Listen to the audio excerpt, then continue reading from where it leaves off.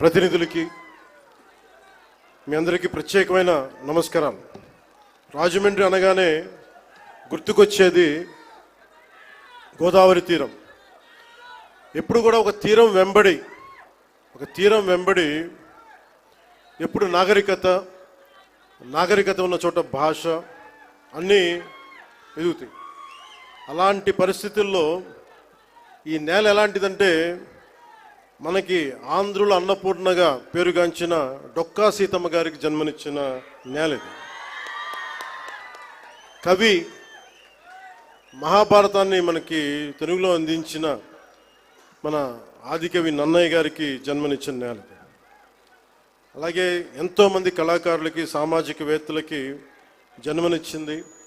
మనకిష్టమైన బాపు రమణంలో ఒకరైన ముళ్ళపూడి వెంకటరమణ గారికి అందించిన ఈ గోదావరి నేల ఇది చాలా సంవత్సరాల నుంచి, చాలా దశాబ్దాల నుంచి ఉన్న కోరిక.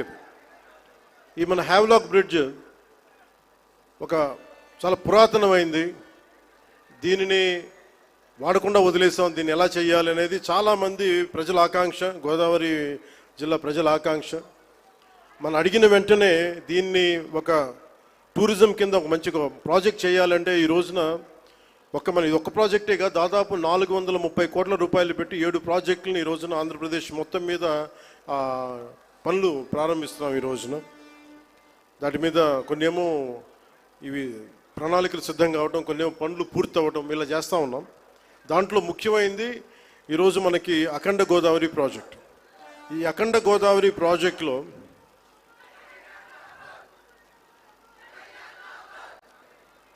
2024 ఎన్నికల సమయంలో ఎన్డీఏ కూటమి నిర్ణయించుకుంది ఈ రాష్ట్రాన్ని అన్ని రంగాల్లో సమగ్ర అభివృద్ధి సాధించేలా పనిచేయాలని. దాంట్లో భాగంగానే గౌరవ ముఖ్యమంత్రి శ్రీ నారా చంద్రబాబు నాయుడు గారు ఆ రోజు మేమందరం కూటమి భాగస్వాములు అందరూ అనుకొని ప్రతిదీ కూడా ముఖ్యంగా పర్యాటక రంగంలో ఎక్కువగా యువతకి ఎక్కువ ఉపాధి అవకాశాలు ఉంటాయి.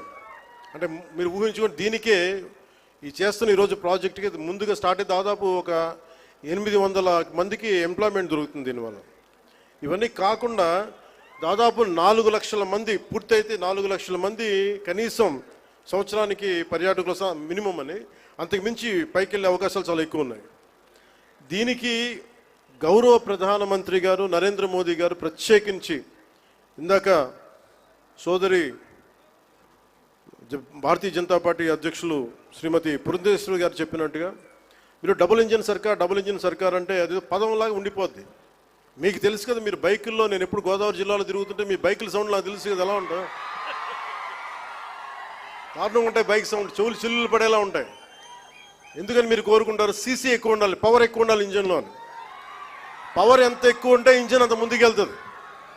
అలాగే డబుల్ ఇంజిన్ సర్కార్ అంటే ఇక్కడ మనం శక్తివంతమైన మనకి ప్రభుత్వం ఉన్నప్పటికీ కూడా కేంద్రంలో కూడా అంతే, దానికి 100 ఇంతులు మించిన శక్తివంతమైన నాయకులు, శక్తివంతమైన ప్రభుత్వం ఉంటే మనకి ప్రాజెక్టులు చాలా అవలీలుగా అవుతాయి, వెంటనే చాలా తొందరగా పూర్తి చేయొచ్చు. అందుకనే దీన్ని మనం డబుల్ ఇంజిన్ సర్కార్ అంటే ఆ పదం మీకు అర్థం కావడానికి చెప్తున్నాను. మీ బైకులు గుర్తుపెట్టుకోండి, వేగంతో ఎంత ముందుకు వెళ్తాం, కాకపోతే ఆ వేగం మనకి గమ్యానికి చేర్చేలా ఉండాలి. అందుకని అలాంటి చాలా ప్రత్యేకమైన గైడ్లైన్స్ తోటి ముఖ్యంగా ఈరోజు మనకి విచ్చేసిన మన కేంద్ర టూరిజం శాఖ మార్చులు గజేంద్ర సింగ్ షెకావత్ గారు ఈ రోజున మన స్టేట్కి మద్దతు ఇవ్వటం ఈరోజు మొదటిసారి కాదు.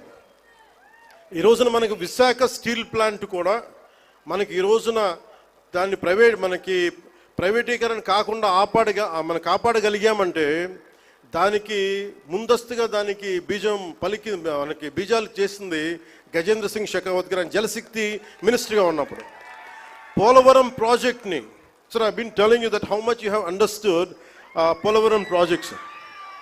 అంటే పోలవరం ప్రాజెక్ట్ ఆయన మనకున్న, అంటే నిజంగా చెప్పాలంటే నాకు కూడా అంత డీటెయిల్డ్గా నేను అర్థం చేసుకోలేనేమో, కానీ ఆయన being a public servant, former public servant, ఆయన అర్థం చేసుకొని పోలవరం ప్రాజెక్ట్ని వెంటనే దాన్ని ప్రీవియస్ దాన్ని వర్క్ చేసి పెడితే, దానికి కావాల్సిన వర్క్ చేసి పెడితే ఈ రోజున ప్రైవేటీకరణ ఆకుండా ఉందంటే దానికి ఆయన వేసిన నాంది అంత బలమైంది. ఎప్పుడు Gajendra Singh Shekhawat ji always wants our Andhra Pradesh to be very progressive, to have a greater development, and he would like all the support which is needed, and he would extend that. This is not the first time, this is not going to be the last time. As long our NDA government continues, the growth will happen in a fast-paced manner. And we are grateful to you, sir. We are extremely grateful to you for the support you have extended. ముఖ్యంగా ఈ అఖండ గోదావరి ఈ Havelock బ్రిడ్జ్లో కానీ దీన్ని ఇదే river front అని చెప్తా ఉన్నాం మనం. ప్రత్యేకించి మనకి 974 కిలోమీటర్ల కోస్తా తీరం, కృష్ణా నదీ తీరం, గోదావరి, ఇంకా మన తూర్పు గోదావరి, మన ఆంధ్రాకి వెళ్తే అనేక చిన్న చిన్న నదులు, నాగావళి, వంశధార, ఇట్లాంటి అన్నింటిలో కూడా ఎప్పుడు నదీ పరివాహక ప్రాంతాల్లో ఎక్కువ మనకి రివర్ ఫ్రంట్ ఉంటుంది. అంటే మనం ఒడ్డును కూర్చొని చూడగలిగే పారుతుంటే దాన్ని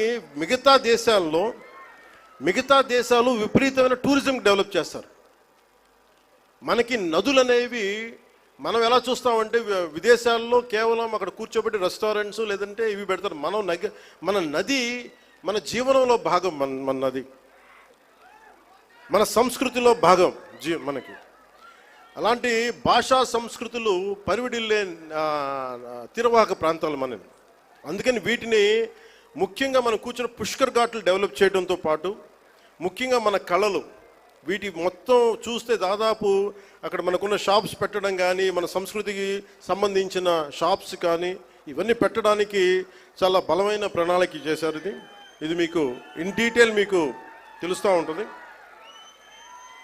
అలాగే ఇది ఒక్కటే కాకుండా మనకి అన్నవరం కానీ, గండికోట కానీ, అలాగే మళ్ళీ కూర్చోబెట్టి మనకి ఈ